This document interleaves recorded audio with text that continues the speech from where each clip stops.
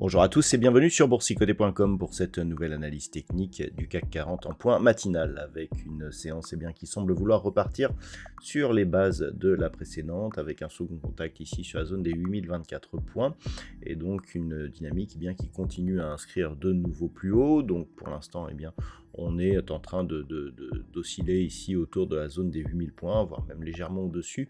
Et donc tout cela semble assez positif, il n'y a pas de gros changements macroéconomiques depuis la veille, donc on est vraiment dans la continuité. Au niveau des indicateurs techniques, donc nous avons un histogramme du MACD qui continue à évoluer d'une manière positive. Hier, on a observé une forte hausse des volumes, ce qui participe, je dirais, à l'établissement d'une conviction sur justement la cassure de ces précédents points hauts significatifs.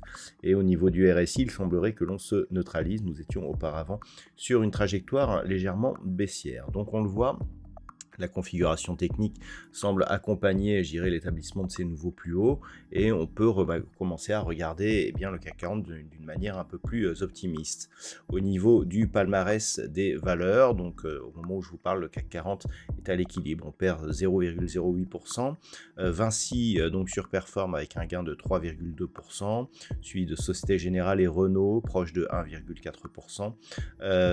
Thales et BNP Paribas sont sur des hausses proches de 1%. Au niveau des plus fortes baisses, L'Oréal perd 3,4%, suivi de Pernod Ricard, moins 2,6%. Capgemini, Edenred et LVMH sont sur des pertes proches de 1%. On peut noter un luxe plutôt positionné dans la partie inférieure du classement. Donc d'un point de vue technique, je dirais qu'on est vraiment dans la continuité, pas de grosses news dans la nuit d'un point de vue international qui aurait pu donc faire changer cela.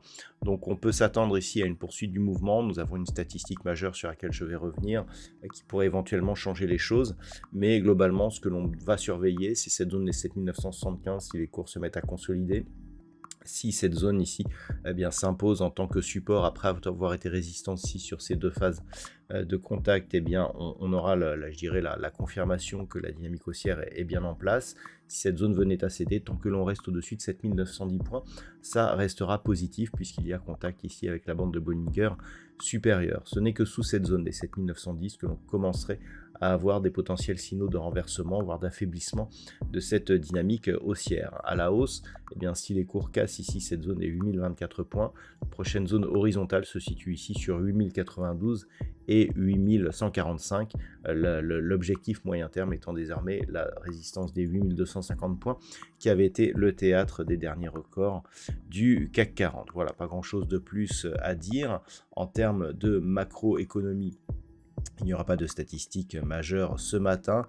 L'essentiel des attentes se situe cet après-midi du côté des États-Unis, puisqu'à 14h30, comme tous les premiers vendredis de chaque mois, nous aurons les NFP, les Non-Farm Payroll, donc création d'emplois dans le secteur non agricole, avec les chiffres de salaire horaire moyen et le taux de chômage. Tout cela sera couvert par le Trading Live qui démarrera à 14h.